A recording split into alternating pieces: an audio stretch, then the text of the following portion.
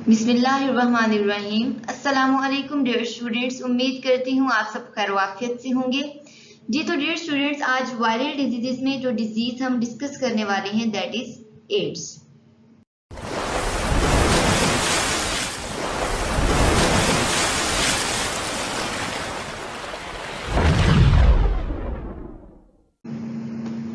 AIDS.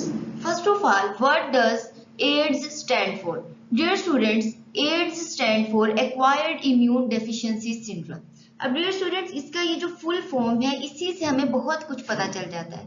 एक तो ये एक जो एड्स है ये एक सिंड्रोम है। सिंड्रोम यानी कि group of symptoms and science, यानी कि आप यूं कह लीजिए कि ये एक बीमारी नहीं है बल्कि ये बहुत सारी बीमारियों की कॉज है। ओके, तो ये किस तरह के सिंड्रोम है? ये एक्वायर्ड इम्यून डेफिशिएंसी सिंड्रोम है, यानी कि जिसे एक्वायर किया जाता है बाय इम्यून डेफिशिएंसी, जो कि इम्यून डेफिशिएंसी की वजह से एक्वायर होता है, इम्यून डेफिशिएंसी की वजह से कॉज होता है, या फिर जिसकी वजह से इम्यून डेफिशिएंसी कॉज होती है। तो इसके नेम से ही हमें पता चल गया कि एड्स के अंदर बेसिकली क्या होने वाला है, हमारा जो इम्यून सिस्टम है वो इफेक्ट होने वाला है। So dear students, first of all हम देखते हैं कि एड्स कहाँ से स्टार्ट हुआ था। इसकी जो फर्स्ट रिपोर्ट आई थी हम उसके बारे में बात करते हैं, यानी कि we will see the history of AIDS. First reported in 1980s in young males. AIDS को सबसे पहले 1980s के अंदर यंग मेल्स में देखा गया, और इन यंग मेल्स में एक कॉमन चीज थी। ये जो यंग मेल्स थे इनके अंदर जो एक कॉमन चीज थी, जो कॉमन करेक्टर था, वो ये कि ये सारे के सारे यंग मेल्स होमोसेक्सुअल्स थे। तो यहाँ से अंदाजा लगाया गया मे बी होमोसेक्सुअलिटी जो है वो एड्स की कॉज हो। सो डियर स्टूडेंट्स, नेक्स्ट हमारे पास जैसे जैसे वक्त गुजरता गया नई नई रिपोर्ट्स आती गई, तो later it was reported in young males which were non homosexuals, यानी कि बाद में जो रिपोर्ट्स आई उसमें पता चला कि ये उन यंग मेल्स में भी होता है जो कि नॉन होमोसेक्सुअल्स हैं। तो डियर स्टूडेंट्स, इन यंग मेल्स में जो कि नॉन होमोसेक्सुअल्स हैं, एड्स की कॉज होमोसेक्सुअलिटी नहीं थी, बल्कि दे वर गिवन ब्लड और ब्लड प्रोडक्ट्स, यानी कि जितने भी नॉन होमोसेक्सुअल यंग मेल्स थे जिनके अंदर एड्स पाया गया, उनको किसी ना किसी तरह से ब्लड या ब्लड प्रोडक्ट्स जो है वो डोनेट किए गए थे, जिसे हम कह सकते हैं कि इनके अंदर ब्लड ट्रांसफ्यूजन जो है वो की गई थी, यानी कि इन यंग मेल्स को ब्लड ट्रांसफ्यूजन दी गई थी। ब्लड किसी से डोनेट करके इन यंग मेल्स को दिया गया था, जिसकी वजह से इनके अंदर एड्स जो है वो हुआ। सो डियर स्टूडेंट्स, नेक्स्ट 1984 में क्या हुआ कि इस डिजीज का जो पॉजिटिव एजेंट था उसको आइडेंटिफाई कर लिया गया, और इस पॉजिटिव एजेंट को आइडेंटिफाई किया Pasteur Institute in France and National Institute of Health in USA, यानी कि फ्रांस के अंदर एक इंस्टीट्यूट था पास्चर इंस्टीट्यूट, और यूएसए के अंदर एक दूसरा इंस्टीट्यूट था नेशनल इंस्टीट्यूट ऑफ हेल्थ। इन दो इंस्टीट्यूट्स ने हमारे पास एड्स के पॉजिटिव एजेंट को आइडेंटिफाई किया इन 1984। ये सिंपल एमसीक्यू है, इस तरह के एमसीक्यू अक्सर आ जाया करते हैं, तो आपने इनको मेमोराइज करना, इन्हें याद रखना है। ओके डियर स्टूडेंट्स, नेक्स्ट हमारे पास 1986 में positive agent was named as HIV। हमने इस पॉजिटिव एजेंट को HIV का नाम दिया, HIV ह्यूमन इम्यूनोडेफिशिएंसी वायरस। ठीक हो गया, ये थी हमारे पास एक्वायर्ड इम्यून डेफिशिएंसी सिंड्रोम की हिस्ट्री। नेक्स्ट हमारे पास आती है सिम्टम्स, कि जब किसी को एड्स हो जाए तो उस ह्यूमन बॉडी के अंदर कौन कौन सी अलामत, कौन कौन सी सिम्टम्स अपीयर होती हैं। So first of all swear pneumonia हो जाता है। Second one, sudden weight loss, suddenly weight loss होना शुरू हो जाता है। स्वोलन लिम्फ नोड्स, जो लिम्फ नोड्स हैं वो स्वेल हो जाते हैं। सिमिलरली रेयर वेस्कुलर कैंसर, यानी कि वेस्कुलर कैंसर होता है लेकिन ये सिम्टम रेयर है। ठीक हो गया, रेयरली होता है ऐसा कि एड्स की वजह से वेस्कुलर कैंसर हो जाए। इसी तरह से लॉस ऑफ इम्यून फंक्शंस, जो इम्यून फंक्शंस हैं वो उनका लॉस हो जाए, यानी कि हमारी जो एड्स के पेशेंट हैं उनकी इम्यूनिटी जो है वो डिक्रीज होती जाती है, इसीलिए तो हम इसे एक्वायर्ड इम्यून डेफिशिएंसी सिंड्रोम कहते हैं। अब डियर स्टूडेंट, ऐसा सिंड्रोम, ऐसी डिजीज जिसकी वजह से हमारा इम्यून फंक्शन डिस्टर्ब होगा, उसकी वजह से और भी बहुत सारे इन्फेक्शन होंगे, हमें डिफरेंट टाइप से निमोनिया, जैसे कि कैंसर हमने पढ़ा, लिम्फ नोड स्वेल हो जाएंगे, और भी बहुत सारे इन्फेक्शंस के लिए बॉडी जो है वो क्या हो जाएगी, सेंसिटिव हो जाएगी। ठीक है, यानी कि एड्स ऐसा सिंड्रोम है जो कि दूसरे इन्फेक्शंस को आने की दावत देता है क्योंकि इम्यूनिटी काम नहीं करती। तो इस तरह का इन्फेक्शन, इस तरह का सिंड्रोम जिसके अंदर इम्यून फंक्शन लॉस हो जाए, उस डिजीज को, उस सिंड्रोम को हम अपॉर्चुनिस्टिक इन्फेक्शन का नाम देते हैं। ठीक हो गया। तो ये आपसे एमसीक्यूज पूछा जा सकता है कि which one of the following is an opportunistic infection या कॉजेज अपॉर्चुनिस्टिक इन्फेक्शन, तो आपने एड्स को टिक करना है। Okay, so dear students, next चल HIV, causative agent of AIDS. What does HIV stands for? HIV stand for human immunodeficiency virus. Dear students, अब हम देखेंगे HIV के characteristics one by one. So first of all, we have retroviruses. सबसे पहले तो HIV जो है वो retroviruses की क्लास में फॉल करता है। तो डियर स्टूडेंट्स, रिट्रोवायरसेस के क्या कैरेक्टरिस्टिक्स होते हैं? ये जो रिट्रोवायरसेस होते हैं इन्हें RNA ट्यूमर वायरसेस कहा जाता है, यानी कि ये वायरसेस अपने अंदर RNA एज अ जीनोम रखते हैं और ट्यूमर कॉज करते हैं। ओके, ओंकोवायरसेस, हम इन रिट्रोवायरसेस को ओंकोवायरसेस भी बोलते हैं। इनफैक्ट एनिमल स्पीशीज जैसे कि फाउल, जैसे कि परिंदे, रोडेंट्स जो घास चरने वाले हमारे पास चौपाए हैं, एंड कैट्स और कैट्स को, यानी कि ये जो हमारे पास रिट्रोवायरसेस हैं वो एनिमल की स्पीशीज को, जिनमें फाउल, रोडेंट्स और कैट शामिल हैं, इन्हें इन्फेक्ट करते हैं। कौन भला? रिट्रोवायरसेस। और रिट्रोवायरसेस से ही HIV ताल्लुक रखता है। ओके, नेक्स्ट देखते हैं। नेक्स्ट कैरेक्टर हमारे पास है केमिकल नेचर। जो HIV हमारे पास मौजूद है उसकी केमिकल नेचर क्या है, यानी कि उसके अंदर किस टाइप का जीनोम मौजूद है, आया वो इन्वेलप्ड है या नेक्ड है। Okay, so dear students, chemical nature की बात करें तो HIV is a single stranded RNA enveloped virus. Okay, next हमारे पास आता है स्ट्रक्चर।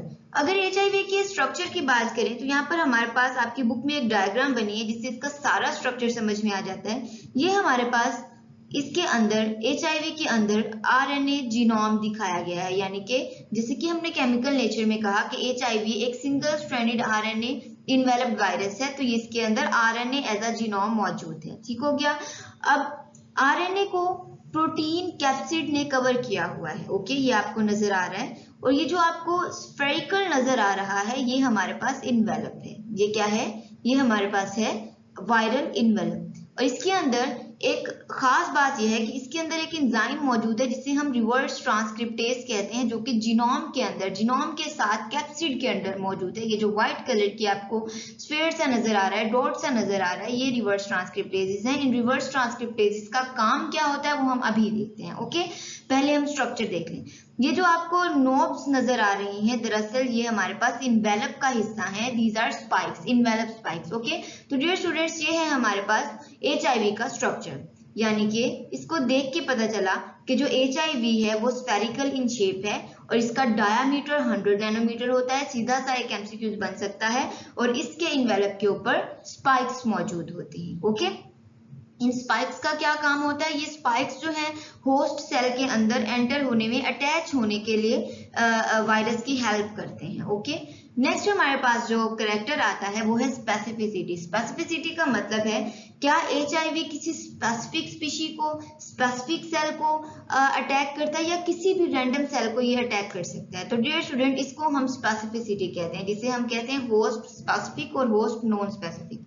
तो डियर स्टूडेंट, हमारे पास HIV एक होस्ट स्पेसिफिक वायरस है, यानी कि होस्ट स्पेसिफिक वायरस होने का मतलब है कि ये किसी स्पेसिफिक होस्ट को ही इन्फेक्ट करेगा, जिसको इन्फेक्ट करने के लिए ये स्पेसिफिक है। जब ये उस होस्ट के अंदर जाएगा सिर्फ उसी को इन्फेक्ट करेगा, अगर किसी और होस्ट के अंदर चला जाता है तो उसको इन्फेक्ट नहीं करेगा, because it is host specific. ये बात आपको अभी समझ आ जाएगी।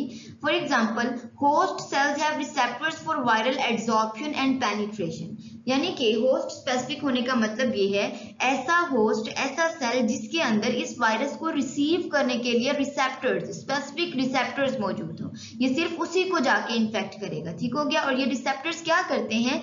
ये वायरस को एड्सॉर्ब करने में और पेनिट्रेट करने में सेल के अंदर मदद करते हैं। इसी तरह से इसके होस्ट स्पेसिफिक होने का एक एविडेंस भी हमारे पास मौजूद है। वो एविडेंस ये है कि ये HIV multiplies in monkeys but does not cause disease, यानी कि HIV मंकीज के अंदर भी मौजूद होता है, मंकीज के अंदर मल्टीप्लाई भी होता है, लेकिन उनके अंदर डिजीज कॉज नहीं करता। क्यों? क्योंकि हमारे पास HIV जो है वो होस्ट स्पेसिफिक है और HIV का होस्ट जो है वो ह्यूमन बीइंग्स है। ओके, होप सो आप लोगों को समझ आया होगा।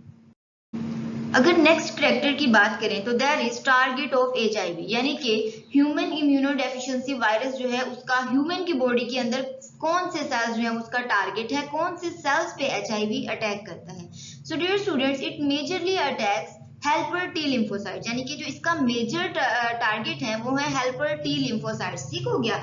अब dear students, helper T lymphocytes, T lymphocytes क्या है, लिम्फोसाइट्स क्या होते हैं? ये दरअसल हमारे इम्यून सिस्टम के मेजर सेल्स हैं।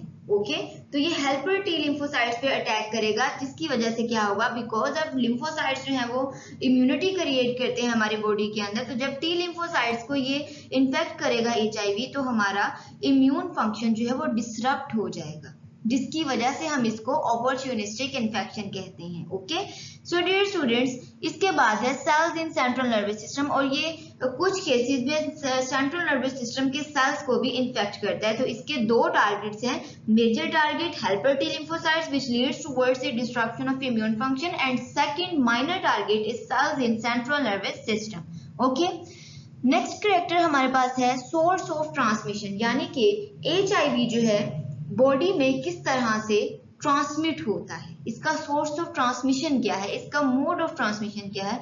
तो dear students, intimate sexual contact is the source of transmission of HIV. Homosexuality is a cause, and contact with blood, यानी कि infected blood है जो, जैसे कि ब्लड ट्रांसफ्यूजन के जरिए से ये HIV जो है वो ट्रांसमिट हो सकता है। ब्रेस्ट फीडिंग के जरिए से HIV ट्रांसमिट हो सकता है person to person. Okay, next देखते हैं।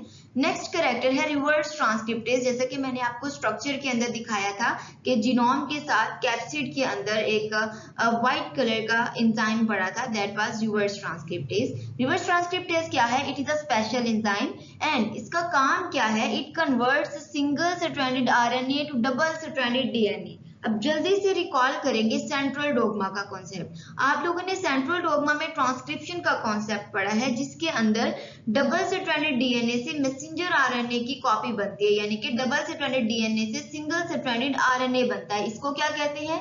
ट्रांसक्रिप्शन। लेकिन जो रिवर्स ट्रांसक्रिप्टेज एंजाइम है, ये सिंगल स्ट्रैंडेड RNA से डबल स्ट्रैंडेड DNA बना देता है। तो इस प्रोसेस को हम कहते हैं रिवर्स ट्रांसक्रिप्शन, या फिर ये प्रोसेस हमारे पास ट्रांसक्रिप्शन का रिवर्स है। Okay, so dear students, next character हमारे पास है प्रिवेंटिव मेजर्स एंड वैक्सीनेशन, यानी कि ह्यूमन इम्यूनोडेफिशिएंसी वायरस से किस तरह से बचा जा सकता है और क्या इसकी वैक्सीनेशन मौजूद है या नहीं।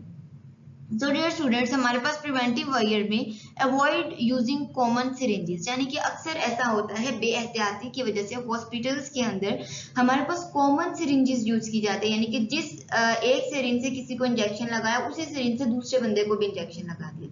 इससे ये बहुत खतरनाक चीज है, इससे बहुत सी बीमारियां ट्रांसफर हो सकती हैं। सिर्फ HIV ही नहीं, और भी बहुत सी बीमारियां ट्रांसफर हो सकती हैं। तो कॉमन सिरिंजेस का यूज जो है वो उसको अवॉइड करना चाहिए। Similarly use of sterile needles, syringes और यूटेंसिल्स, वही बात आ गई। फिर उसके बाद अवॉइड होमोसेक्सुअलिटी से अवॉइड करना चाहिए, इसको बैन करना चाहिए। Okay, so dear student, next है हमारे पास 2001 में in South Africa experimental administration of HIV vaccine, यानी कि 2001 में साउथ अफ्रीका के अंदर HIV वैक्सीन के एक्सपेरिमेंटल एडमिनिस्ट्रेशन जो है वो ह्यूमंस में कर दी गई है। ओके, अब वो एक्सपेरिमेंट कामयाब हुआ या नहीं वो फिर एक अलग कहानी है। ओके, होप सो आपको समझ आया।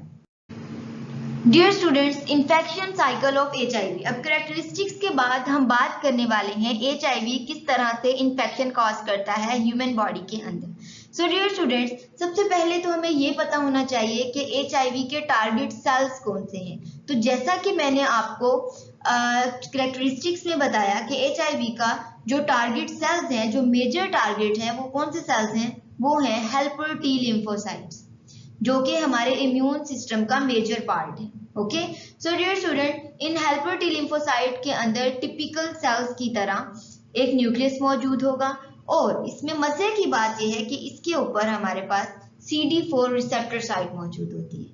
ये CD4 रिसेप्टर साइट HIV की अटैचमेंट में और पेनिट्रेशन में हेल्प करती है, because it is a receptor site for HIV। अब HIV हमारे पास आएगा और इस CD4 रिसेप्टर साइट के साथ आकर अटैच हो जाएगा। इस स्टेप को हम कहते हैं attachment and entry into the host cell. Host cell कौन सा है? Helper T lymphocyte. ओके, तो डियर स्टूडेंट HIV अटैच हुआ स्पाइक्स के जरिए से और फिर इसके अंदर एंटर हो जाएगा सेल के अंदर। जैसे ही हमारे पास HIV एंटर हो जाएगा, एंटर होते ही ये अनकॉइल हो जाएगा। Here will occur uncoiling process। ठीक हो गया, यानी कि अनकॉइलिंग का क्या मतलब है? इसके अंदर जो रिवर्स ट्रांसक्रिप्टेज एंजाइम मौजूद है, RNA के 2 आइडेंटिकल स्ट्रैंड्स मौजूद हैं और जो कैप्सिड है वो उसके प्रोटीन सारे अनकॉइल हो जाएंगे, अलग-अलग हो जाएंगे। ओके, सो डियर स्टूडेंट, ये अनकॉइलिंग का प्रोसेस साइटोप्लाज्म में होता है और इसको हम कहते हैं uncoiling of HIV। This is the second step. Okay, next आप देख सकते हैं कि यहाँ पर हमारे पास वायरल RNA के 2 आइडेंटिकल स्ट्रैंड्स मौजूद हैं। अब क्या होगा, इस वायरल RNA के 2 आइडेंटिकल स्ट्रैंड्स में से एक स्ट्रैंड को रिवर्स ट्रांसक्रिप्टेज यूज करते हुए एक नया स्ट्रैंड बनाएगा जो कि DNA स्ट्रैंड होगा। ठीक हो गया, यानी कि वायरल RNA के सिंगल स्ट्रैंड को यूज करते हुए रिवर्स ट्रांसक्रिप्टेज ने एक कॉम्प्लीमेंट्री DNA स्ट्रैंड बना दिया, जिसके नतीजे में RNA DNA हाइब्रिड बना। अब नेक्स्ट क्या होगा? नेक्स्ट रिवर्स ट्रांसक्रिप्टेज क्या करेगा, ये जो DNA का न्यूली मेड स्ट्रैंड है इसको एज अ टेम्पलेट यूज करते हुए एक और स्ट्रैंड बना देगा, एक और DNA स्ट्रैंड बना देगा, जिसके नतीजे में डबल हेलिक्स DNA बनेगा। ओके, यानी कि डबल स्ट्रैंडेड DNA बनेगा जो कि वायरल DNA होगा। ओके, अब आप सोच रहे होंगे कि जो वायरल RNA की सबसे पहले कॉपी हमने यूज की थी, जिसको यूज करके पहला DNA का स्ट्रैंड बनाया था, ये वायरल RNA कहाँ जाएगा? तो डियर स्टूडेंट्स, ये जो वायरल RNA है ये डिग्रेड हो जाएगा वायरल DNA को क्रिएट करने के बाद with the help of reverse transcriptase, यानी कि रिवर्स ट्रांसक्रिप्टेज ने सिंगल स्ट्रैंडेड RNA से डबल स्ट्रैंडेड DNA बना दिया, जिसको हम रिवर्स ट्रांसक्रिप्शन कहते हैं, because it is reverse process of transcription. Okay, अब ये वायरल DNA एंटर हो जाएगा होस्ट सेल के न्यूक्लियस के अंदर। अब आप सब जानते हैं कि न्यूक्लियस के अंदर क्रोमोसोमल DNA ऑफ कोर्स मौजूद होगा हर यूकेरियोटिक सेल के न्यूक्लियस की तरह। तो अब हमारे पास ये जो वायरल DNA है होस्ट के DNA के साथ जाके क्या हो जाएगा, इंटीग्रेट हो जाएगा, बाइंड हो जाएगा। ओके, इस तरह से इस प्रोसेस को, इस स्टेप को हम कहते हैं integration. This is fourth step. ठीक हो गया, पहले अटैचमेंट, फिर अनकॉइलिंग, देन हमारे पास रिवर्स ट्रांसक्रिप्शन, इसके बाद इंटीग्रेशन। अब इंटीग्रेशन के नतीजे में हमारे पास क्या बना है, प्रोवायरस बना है। ठीक हो गया, यानी कि जब वायरल DNA होस्ट के DNA के साथ जाके इंटीग्रेट हो जाए तो उस DNA को, उस इन्फेक्टेड DNA को प्रोवायरस कहते हैं। अब डियर स्टूडेंट, जैसा कि हम जानते हैं हर न्यूक्लियस के अंदर जो DNA मौजूद है, जो क्रोमोसोम्स मौजूद हैं, उनके अंदर सेंट्रल डोग्मा का प्रोसेस होता है, यानी कि पहले ट्रांसक्रिप्शन और फिर translation. Transcription double stranded DNA से सिंगल स्ट्रैंडेड RNA बनेगा। किस तरह से? इस तरह से, यानी कि हमारे पास जो प्रोवायरस है, जो इन्फेक्टेड वायरस है, हमारे इन्फेक्टेड DNA है हमारे पास होस्ट का, वो अब ट्रांसक्रिप्शन के जरिए से इन्फेक्टेड RNA बनाएगा, जिसे हम वायरल RNA कहेंगे through the process of transcription. Okay, अब डियर स्टूडेंट, यहाँ से हमें पता चला कि किस तरह HIV होस्ट की मशीनरी को यूज करते हुए अपने आप को मल्टीप्लाई कर रहा है, अपने जीनोम को जो है वो सिंथेसाइज कर रहा है, अपने वायरल RNA को सिंथेसाइज कर रहा है by using the transcription machinery of host cell. Okay dear students, अब ये जो वायरल RNA है वो टिपिकल सेल की तरह आगे ट्रांसलेशन के प्रोसेस से गुजरेगा। ट्रांसलेशन होगी, ट्रांसलेशन के नतीजे में प्रोटीन्स बनेंगे। अब क्योंकि RNA डिफेक्टेड है, RNA वायरल है, तो उसके नतीजे में वायरल डिफेक्टेड प्रोटीन्स बनेंगे। ओके, अब क्या होगा, अब डियर स्टूडेंट्स, ये जो वायरल प्रोटीन्स हैं वो हमारे पास वायरल RNA के गिर्द असेंबल हो जाएंगे और कैप्सिड बना देंगे। ठीक हो गया, यानी कि जीनोम बन गया हमारे पास किसका, वायरस का।